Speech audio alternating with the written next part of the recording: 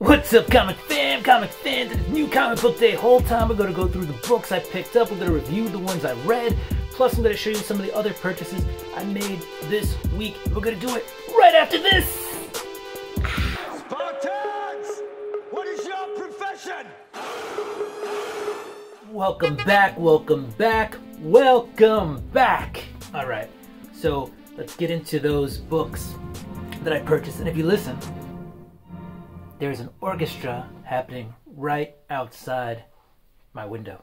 All right, so let's get into the books, right? So we're gonna start off with the new Spider-Man series, and this is Spider-Man 75. This is the Patrick Gleason webhead variant, but I read 75, that's the A cover, 76, 77, and then 78 was supposed to come out this week, but it did not drop this week, but I got all caught up. So when that other comic drops next week, when 78 drops next week, I'll be all caught up in the Spider-Man series. Let me tell you, Zebwell set it off right. It was Zebwell, Gleason, and then on 77, we get Kelly Thompson, and Sarah Pichelli on there. But basically, they've created like this amazing Spider-Man verse where they're all gonna contribute to it. This Beyond series with Ben Reilly. It's pretty good. It's really good, right? So we got what we got from Nick Spencer, and that was what it is. But you can see the seeds of that series in this, right? So it wasn't a total waste of Nick Spencer's time, with up to 774 with legacy numbering 850, I believe. I feel like some seeds were planted. It took a while for those seeds to get there and get to this, but now you've got this series, right? And we're back to like the crux of it, right? It's not just about the Spider-Man comedy. It's about Spider-Man being vulnerable, and there's this comedic moments, but there's also this vulnerability. There's a certain freshness to the character, a naivety. It's very heartfelt, and I think what we were missing from the Nick Spencer thing was that relatability, and I think now we've got that, right? But then they give us that, and then they give us Ben Reilly later on. Spoiler alert. So Ben Reilly kind of takes over as the new Spider-Man. Peter Parker suffers some injuries at the hands of the UFOs, and he's kind of, he's out of it right now. He's out of the game. We got Ben Reilly though, taking over the Beyond Corporation, giving him all this tech. He's a very high-tech Spider-Man, and I like where it's going, because it's not only giving you a good Spider-Man story, it's giving you a very relatable story. There is the whole lovable loser aspect of it. It's returned. It's a great series. I'm going to stop rambling on about it, but Spider-Man, the Beyond series, go ahead and pick up that if you've read it. Now, do we believe it's that much better because of what we had before it? It's possible, but it's a good story too. Zeb Wells sets it off right. Kelly Thompson's an excellent writer. She's taken over, and then later on we'll get another writer and another artist on the series. All right, we're moving on. So this weekend was Halloween Fest and all that stuff. So my local comic shop, Red Shirt Comics, put out some free comics. I'm gonna try to put their info down below. They've got an eBay page too, so if I can find it, I'm gonna put that down below. So yeah, very good. My man Josh does an excellent job at the LCS. But anyway, we've got he also put out books that just weren't the Halloween thing. So we got the Wonder Woman Day comic, because I guess he had extra, and some shops sell them, some shops put them out for free. I think I grabbed, yes, here it is. There was another Wonder Woman Day book. Well, there were two more actually that I picked up. So we got Diana purchased on the Amazons. This is good for the kids, little animated thing. Yeah, so you got that. These were all for Wonder Woman Day. And then we got Wonder Woman Tempest Lost, and this is actual, yes, it's a graphic novel. So this was out there. So those are Wonder Woman stuff. That wasn't even the Halloween stuff. Then we got the Halloween stuff. All right, so we got Star Wars High Republic #1. These are just kind of reprints, nothing new. You got Miles Morales Spider-Man #1, right? Okay, cool. You got that Hawkeye with that Hawkeye series coming to the Disney Channel. Wow. And then, folk, we got that Daredevil Road to Devil's Reign. Okay, this is also a reprint, but it's going to get us into that Devil's Reign series, which is coming out. Wow. Where's the camera? So that's coming out. Chip Zdarsky, obviously. I was trying to avoid it, but I'm gonna get it. Gotta get it. Chip, it's Daredevil. It's, to me personally, one of the best runs in the Marvel universe right now, comic book universe. All right, then for some reason I never got Batman Detective Comics last week, 1044. But the thing about this is that it's a Dan Mora cover. And why do we bring up Dan Mora? Because there's going to be a couple Dan Mora covers this week. He's definitely one of the better artists out there. But yeah, let's go with, before we move on to that, we got House of Slaughter #1. I bought the A cover for this. I bought like a lot of the ratios. I don't think I have the 1 in 25. But I got like the 1 in 10, the 1 in 50, the 1 in 100. I stopped after that. Didn't go for the 200 or the 500. But I didn't buy like a reader copy. I wasn't going to just take my, you know, 1 per store. I also got the 1 per store. You know, and read that or something. So I went and got the A cover. So you're welcome. Boom, you got me. I bought a bunch of the covers. You're welcome. Tynan. Who else? Who's the artist? Brumbo, Deldra. You guys got me. All right, you got a bunch of my money. All right, next up we got, because I just love the cover, we got Task Force Z #1. Pausing. That'll probably be the my little thumbnail for the video. Maybe this one. Anyway, yeah, it was 20% off what they were charging, which was like 16 bucks. So what did I say, 320 on this? So it was like 13 and change. 1380, 1379. But basically, I got Task Force Z #1. I love the cover and Dan Mora. All right. And last but not least, for some reason I also didn't get this in previous weeks. I got Once in Future 21, and it's just Dan Mora. So we're just keeping up with that whole Dan Mora vibe. But I love his artwork, honestly. Dan Mora does excellent artwork. All right, let's get into this week's books. Right off the bat, we have Philadelphia 18. No review for this one because I'm 3 books behind in this series. But I just think this is awesome, and also awesome cover. This is Jason Sean Alexander doing the A cover. He also does the interior work, so that's pretty cool. All right, next up we got Gun Honey. This is the reprint. It's supposed to be the metallic ink reprint. I mean, I guess it's metallic. I don't know. It's not super shiny. I thought it'd be more foil, but metallic ink versus foil, different thing going on. Anyway, boom. This is the Adam Hughes cover. So, oh, and this was part of my original thumbnail for the preview for this week's comics. If you go and look at that video, maybe I'll link it up here, you'll see the thumbnail is actually different, and that's because YouTube flagged me for nudity. No strike against me, but they flagged me for nudity, and I mean, all right, fine, I guess. I don't even know. And they said I can, you know, I could fight them on it if I wanted to. I forget the wording right now. It escapes me. Is it worth it? I don't know. Not to get the thumbnail up just in the future, so I have a warning again in case something happens like that where I post something that is supposedly nudity, but it's not. I don't know. So, you know, that way I don't get a strike the next time they think I accidentally posted something that went against their standards. Anyway, cool cover, Adam Hughes. So, and then I also got Spawn 323. This is the D cover, I believe, or the C cover. But this is Barons, who also did the A cover. Bjorn Barons. I think he did the A cover. Anyway, this is just a dope cover. I think it's selling for twice what cover price is for this book, which is $2.99 still, which is awesome for a comic these days. I'd love it if all comics were still $2.99. Anyway, yeah, it's just an awesome cover. You see the little kids here dressed as like Wonder Woman, Batman, and Captain America. You got the Violator. Just a really cool cover. I love it. That's it. This book actually came out last week, but some shops didn't get all their books. So some of the covers came out this week. Image has been a hot mess with the paper shortages. I wouldn't call it a hot mess. They're putting out the books when they can. Okay, some guys are holding the books. Some people are getting half the book shipped and then being asked to hold them until they get all the books. It's a big mess. You get your books when you can. All right. Next up, Firepower 17. All right, so this book I almost dropped around issue 12, and it's kept me on for 17 more. Let me just tell you, this is finally the issue where it gets bigger. Like, it blows up, and there is a ton of stuff happening in this book.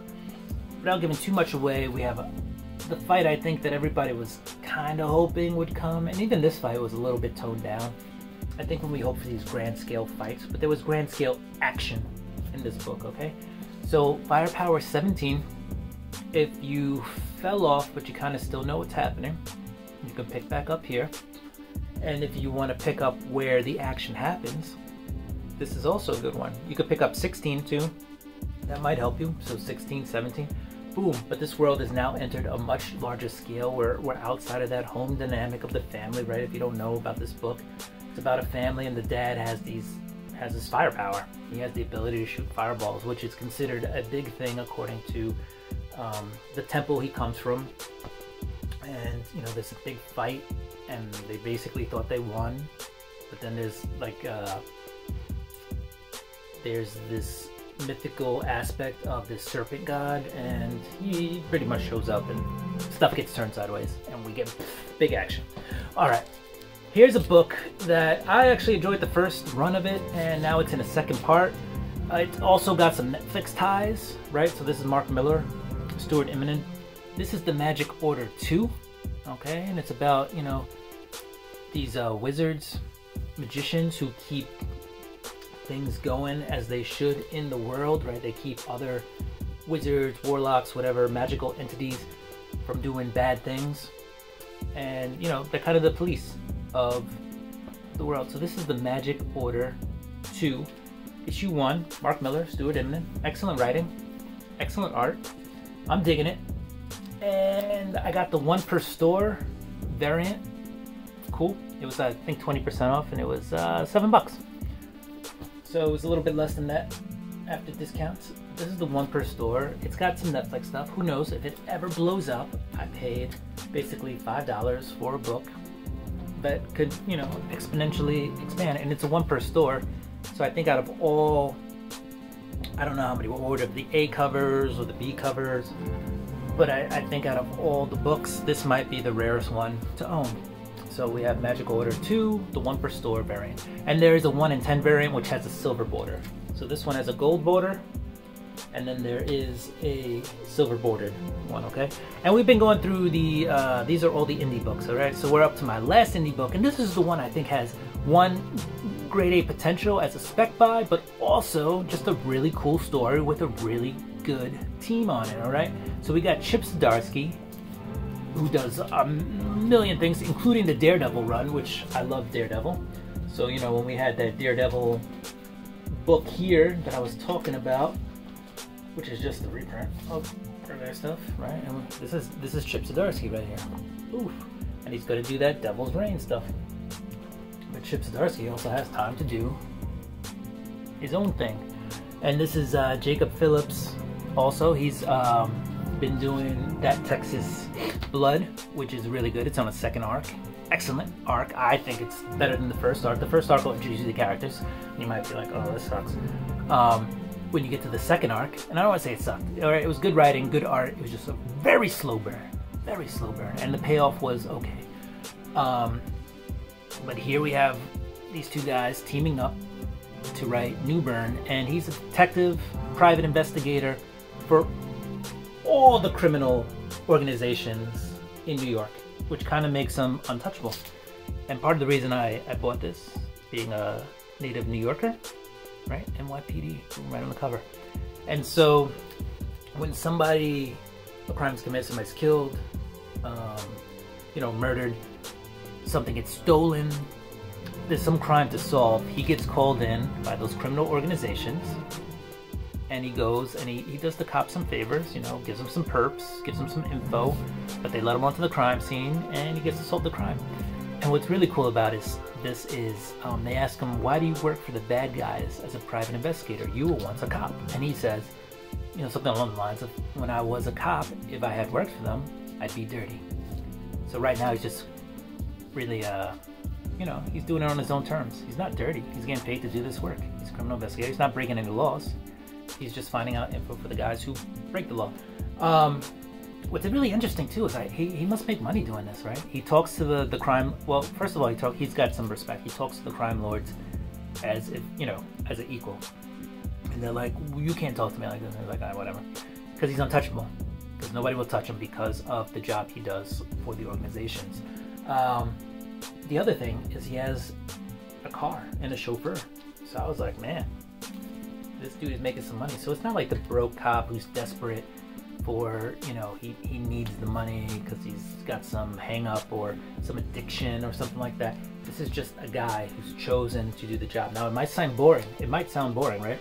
But Chip Zdarsky does an excellent job creating these characters. So for whatever it is, you know, this book is going to become, it's a very interesting concept. I like it. And on top of that, I think it's got some value as a spec book. It's not a big superhero thing. You don't need a huge budget. And if it's excellently written and, you know, the story's done right, this is, people love their detective, cop, murder mystery, thriller type shows, right? So you put this on TV, whatever, Netflix, CBS, however you sell it. I think it's got potential. That's all I'm saying. And I just think it's my read of the week. Newburn, Chip Zdarsky, Jacob Phillips. Pick it up. Read of the week. We'll get back to that. At the end of the video, I'll hype it up some more. All right, next up from Marvel. We're switching gears. We're in Marvel now. We're at the big guys. This is just a cover by. I haven't read it yet. I probably will just read it, but you got Thrawn on here. This is the Sprouse 50th anniversary Lucasfilm, you know, cover. Up here says Rebels. But this is Star Wars Bounty Hunters number 17. Here's the Lucasfilm's 50th anniversary stuff. There you go. I'll read it at some point.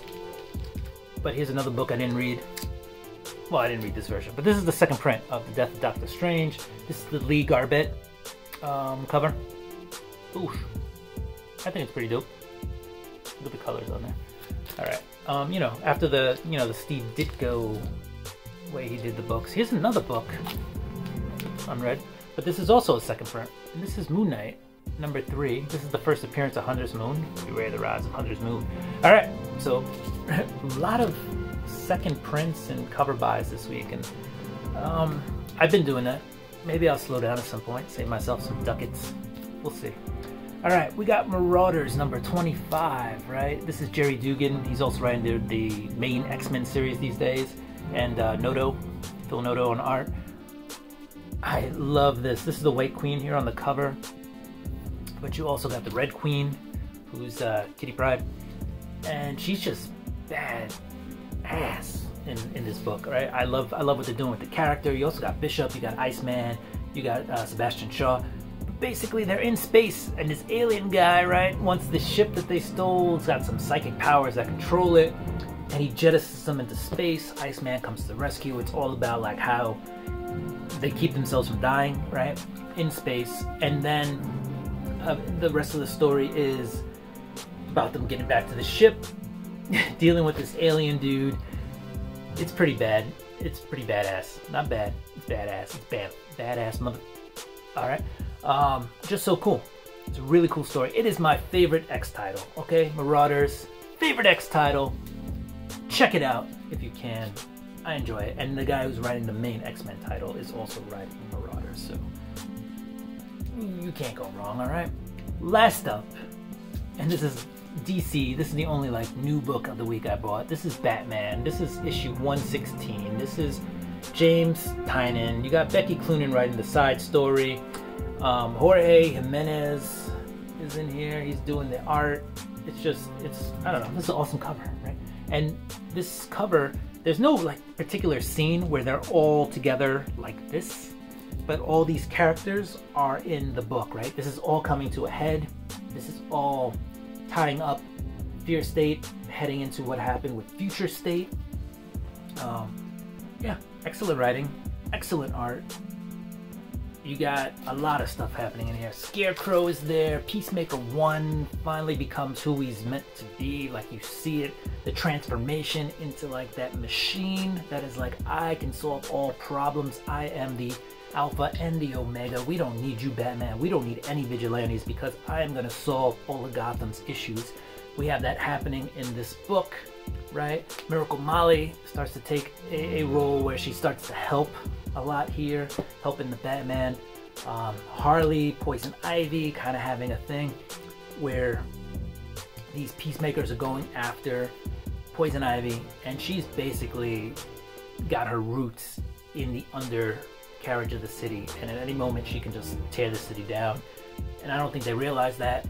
And Harley is like, let's not kill everybody, all right? So she's, you know, you got that thing happening there. Ghostmaker is doing his best to do the job that he can while Batman's out there trying to stop Peacemaker 1. It's a good book.